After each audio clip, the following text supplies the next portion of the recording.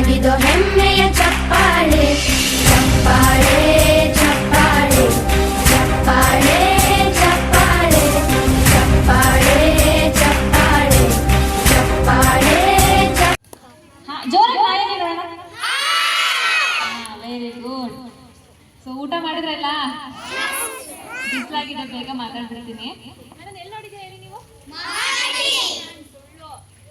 ಇಲ್ಲಿ ನೋಡ್ತಾ ಇದ್ದೀರಾ ತಾನೇ ಲೈವ್ ಆಗಿ? ಮಹಾನಟಿ ಅಂತೀರಾ? ಮಹಾನಟಿ ನೋಡಿದ್ದೀರಾ? ಸೊ ನಾನು ಕೂಡ ಇಲ್ಲೆಲ್ಲ ನಿಮ್ಮ ಟೀಚರ್ಸ್ ಇದಾರಲ್ಲ ಅದೇ ತರ ನಾನು ಕೂಡ ಟೀಚರ್ ಆಗಿದ್ದೆ. ನಮ್ಮ ಮಕ್ಕಳು ನಿಮಗೆ ಪುಟ್ ಮಕ್ಕಳಿದ್ವು. ಸೊ ಇವಾಗ ನಮ್ಮ ಅದೇ ನೆನಪಾಗ್ತಿದೆ ನನಗೆ. ನಾನು ಒಂದೇ ಒಂದು ಸಣ್ಣ ಒಂದು ಟಿಪ್ಸ್ ಕೊಡ್ತೀನಿ ನಿಮ್ಗೆ ಅಷ್ಟೇ.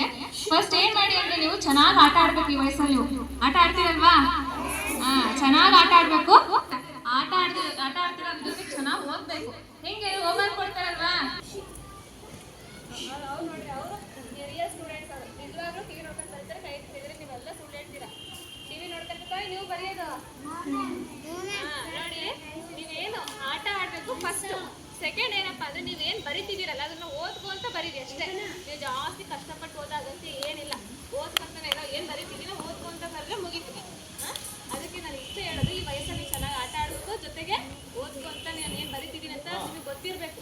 ತಿಳ್ಕೊಂಡು ಬರೀರಿ. ನಾನು ಚೆನ್ನಾಗಿ ಊಟ ಮಾಡಿ, ಚೆನ್ನಾಗಿ ತಿನ್ನಿ. ಸಂಜೆ ಮನೆಗೆ ಹೋದ ತಕ್ಷಣ ಚೆನ್ನಾಗಿ ಹೊಟ್ಟೆ ತುಂಬ ತಿನ್ನಿ, ಚೆನ್ನಾಗಿ ನಿದ್ದೆ ಮಾಡಿ, ನೀರು ಜಾಸ್ತಿ ಕುಡೀರಿ. ಸೊ ನಿಮಗೆಲ್ಲ ಇದು ಪುಟ್ ಮಕ್ಕಳಿದ್ದೀರ ಜಾಸ್ತಿ ನಾನು ಹೇಳೋದು ದೊಡ್ಡೋಳೇನಿಲ್ಲ.